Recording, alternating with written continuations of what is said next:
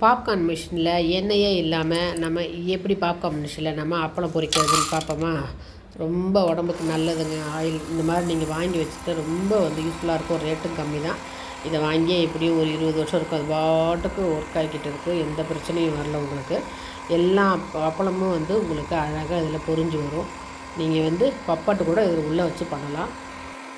இந்த மாதிரி மேலே ஒரு லிட்டு இருக்கும். லிட்டு வச்சுட்டிங்கன்னா உங்களுக்கு அப்பளம் பொரிச்சு வெளியே தெரிக்காது. அது ஒரு அணை மாதிரி அப்படி கட்டிக்கும். நம்ம மூங்கில் குச்சி அந்த குச்சியை வச்சு நம்ம பிடிச்சிக்கிட்டோம்னா இது வெளியில் வராது. அப்பளம் பப்பட்டுக்கு மட்டும்.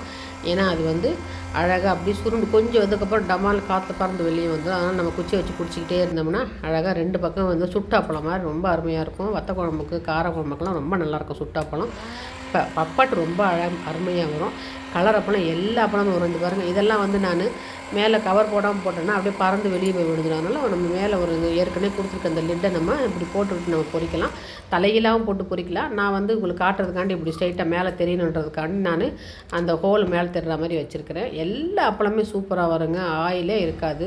நம்ம ஆயில் இல்லாமல் தானே பண்ணுறோம். ஏர் ஃப்ரையில் பண்ணுற மாதிரி பொரியல் மாதிரி தான். ஏர் ஃப்ரையில் எவ்வளோ நல்லா ஃப்ரை பண்ணுறேன் அதே மாதிரி இது உங்களுக்கு பாப்கார்ன் மிஷின் அப்படின்னு பேர் இந்த மிஷினு. இந்த மிஷினில் ஃபுல்லாக எல்லா கலர் அப்பளையும் நம்ம உங்களுக்கு ஈஸியாக ஹீட்டில் பொரிஞ்சு வந்துடும். இந்த ரெட் கலர் அப்பளம் காட்டுறேன் பாருங்கள். இந்த ரெட்டு உங்களுக்கு எண்ணெயில் பொரிச்சதுக்கும் இதில் பொரிச்சதுக்கும் அவ்வளோ வித்தியாசம் இருக்கும். அந்த எண்ணெயில் பொரிச்ச கையில் அப்படியே எண்ணெய் ஒட்டும். நம்ம இந்த மாதிரி 50+ எல்லாம் ஏஜ் இருக்கிறவங்களுக்கு இந்த மாதிரி மிஷின் வாங்கி வச்சுட்டிங்கன்னா அவங்களுக்கு அப்பளம் விரும்பி சாப்பிட்றவங்க டெய்லி அப்புறம் பொரிச்சு சாப்பிட்லாம். பயமே தேவையில்லை.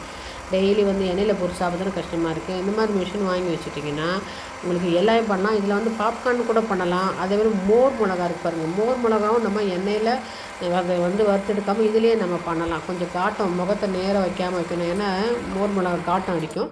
அதெல்லாம் நீங்கள் பார்த்து பண்ணால் ரொம்ப அருமையாக இருக்கும். பாருங்கள், இந்த அப்பளம் இந்த ரெட்டு எண்ணெயில் பொரிச்சது எப்படி இருக்குது, கையில் அப்படியே எண்ணெய் ஒட்டுது பாருங்கள். இது எப்படி இருக்குது, அது எண்ணெயில் பொரிக்காமல் பாப்கார்ன் மிஷினில் போட்டது எப்படி இருக்குது பார்த்தீங்களா?